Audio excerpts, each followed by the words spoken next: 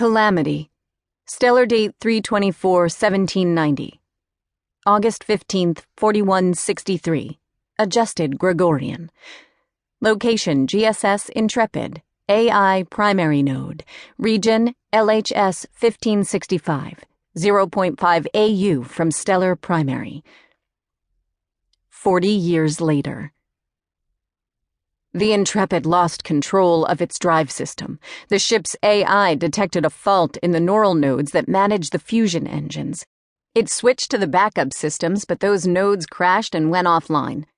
Milliseconds later, power failures cascaded across the ship, taking out key systems.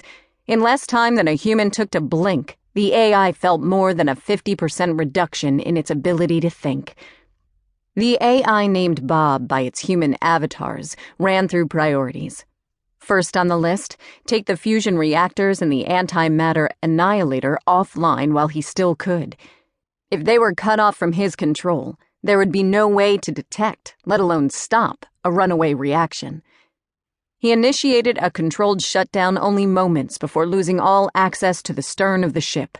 The fuse sensors responding via wireless interface showed that the command succeeded. Bob gave the AI equivalent of a sigh of relief. With the ship's reactors no longer producing power, the ship's systems began switching over to superconductor batteries. Several neural nodes powered back up for several seconds until an explosion amidship sent shockwaves through the decks as one of the SC battery banks took on heavy load and overheated. Bob ran through the power distribution. It was well below even nominal draw. There was no reason the bank should have failed, let alone exploded. More banks started failing, though less catastrophically than the first, until there were more batteries offline than functioning. As a result, large sections of the ship were powered down, and what neural nodes were left began switching over to internal backup energy. Another explosion rocked the ship, and reports streamed in from the bow. Visual inspection showed a large hole in the ES-RAM scoop emitter.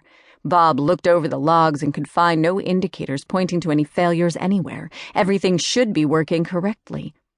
With the RAM scoop offline, the few small fusion generators running were now on stored fuel. Bob checked the reserves and found that while deuterium and helium-3 were at acceptable levels, lithium was critically low. Yesterday's logs showed 1 million tons of lithium. What was going on? Bob dedicated what processing power was left in the remaining bow neural nodes to pouring through the ship's logs. He discovered subtle errors and inconsistencies. After a few minutes, the realization dawned on him that his sensors were reporting false data. A minute later, he confirmed even the positioning sensors had been reporting the starship's vector incorrectly. They were not passing by the star named LHS 1565. They were falling into it. The knowledge lent a sinister look to the star's dim red light. At a fraction of Sol's luminosity and a mass of only 115 mJ, it was on the smaller end of the stellar scale, not far beyond the threshold of being a brown dwarf, a fact that wouldn't stop it from vaporizing the Intrepid in its corona. He took a fraction of a second to consider the notion of seeing starlight as sinister. Such an action was not something he had been capable of before his first mental merge with his human avatars, Amanda and Priscilla.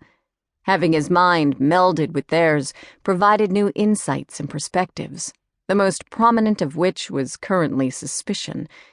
It was also strange that in the 2 minutes since Bob had sounded the general alert, no humans had responded. Golly was on duty at present, and he was never more than a thought away. But now the AI couldn't find him. What few internal scanners still functioned showed no sign of the on-duty crew.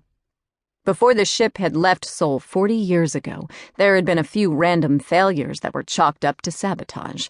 The STR Corporation had gone to great lengths to stop the Intrepid from getting to the New Eden colony, and many known sabotages did occur. Either some had gone undetected, or a second group had been involved. Either way, whoever was shutting down the Intrepid was on board now. But with the ship falling into a star, they wouldn't be for long. Bob checked the status on the servitors he had dispatched to survey the damage.